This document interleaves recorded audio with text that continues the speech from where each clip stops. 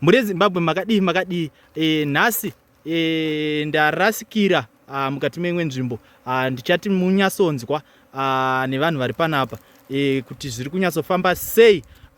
Tikuona murume uyu akamomoterwa nenyuchi, zviri kutotyisa chaizvo. Toda kuti tinyatsonzwa kuti nyaya yacho iri kufamba sei kuna ana baba vari panapa vachitaurira kuti zvii zviri kumboitika, chii chikutora nzvimbo.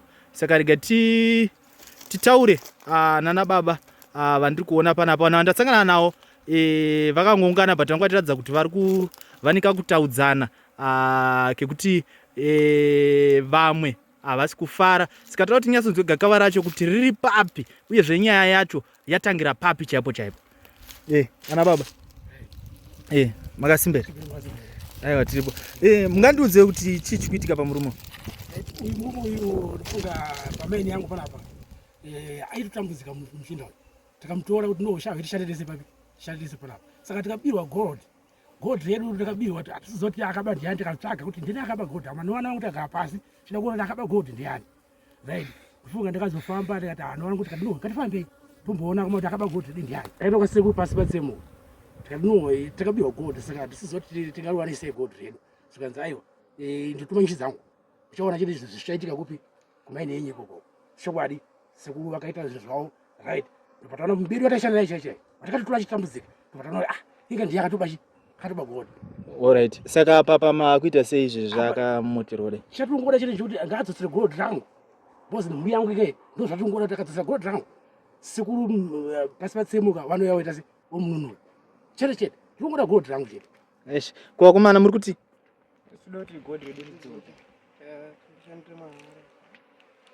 muchava kuti maashandira mahara?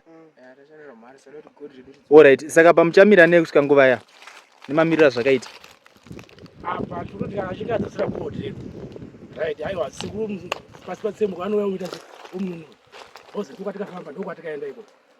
Kwewe ngomana apa uri kuti zvichaita sei? Ndikangofamba dzikundiruma ndinonotaura kwese kwandakaba godhi ndianchikumbira sekuru andiregere ndiwaudze bosi handichikwanisa kufamba. Ndikangoda kufamba ipa padzikuba dzatondiruma ngavandiregerewo please nditaure kwese kwandakaba godhi. Asi ndiwo maitiro ako here kuti unopota uchitipa washanda navo vabira? Zvinoitika ndakatozvitangawo papa semunhu anga nenguva achingoshandira papa, saka ndane nguva ndichingoba ipapo zvaramba. Alright. Chikonzero chii? Wanga usingabhadharwi, wangoita sei? Munongozivawo mari haikwane pamunhu. Saka waida kuwedzera? Ndakuwedzera. Asi chiona pasvika nyaya dzakwa vandibatsirawo sekuru, vandibatsirawo. Ndiri kubvuma mhosva dzangu ndakatotadza zveshuwa, vandiregererewo. Ndinotaura kwese kandaitengesa, umwe wacho ndo aitondituma. Alright. Ukanditsanangurirawo, I think ukanditsanangurirawo kuti iwewe zvanyatsoita sei kuti uzoona dzaungana dzakawanda zvadzakaita izvo? Ndandine matombo andandakarowa usiku, saka ndanchida kutora.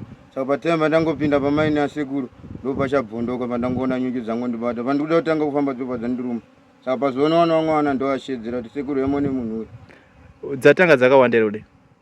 Dzimwe dzatoenda dzatishoma idzi dzakatozara nyuchi miri wese. Dzakatozara miri wese? Alright. Saka iwe pamaini apa waimbopota uchitora? Saka watone nguva uchitora.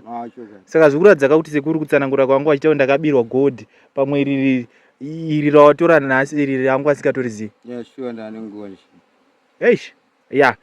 Muri Zimbabwe nyaya iri panapa inosuwisa, inotyisa, uyezve inokatyamadza zvikuru. Maini ino inonzi chii? Inonzi Banze Mine. Alright. Unoti rumaisendera wanditi? Zvakaoma. Mhuri yeZimbabwe ndo chitiko chiri panapa chinotyisa. Saka ipapo kana ukamira wakadai so, ukanga wakamira panzvimbo 1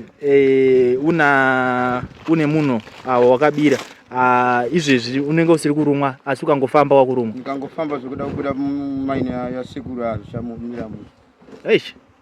Zvakaoma. Sekuru, munogona kuuya apa pati padhuze, right?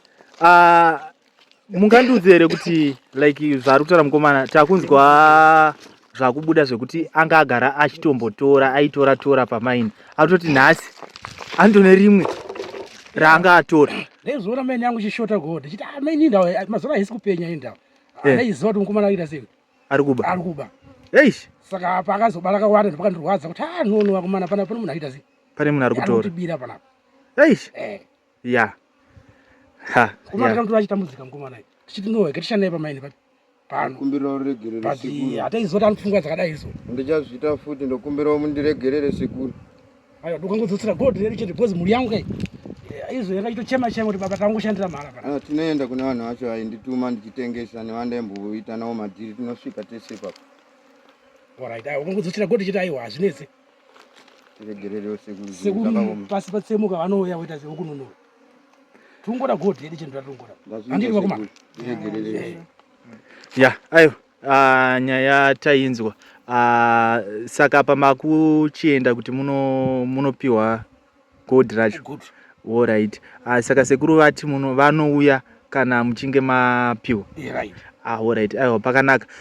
Muri Zimbabwe ndiyo nyaya yatenga chikupakurirai yatasangana nayo nhasi tichifamba nematunhu timbonzwa isusu katiri vemakuhwa tinenge tichifamba nenyika yeZimbabwe ndabva ndasangana nenyaya yakaita seiyi saka tinenge tichikupakurirai da kuti muzondipawo nhamba dzenyu ndizonge ndichifolowa nyaya yenyu ndichinzwa kuti iri kufamba sei zvichida ndinogona kudzoka ndichiona stage yamunenge mave nenyaya yenyu kuti yazopera sei uyezve yaapapi ya saka pari zvino mhuri yeZimbabwe tisarai zvakanaka.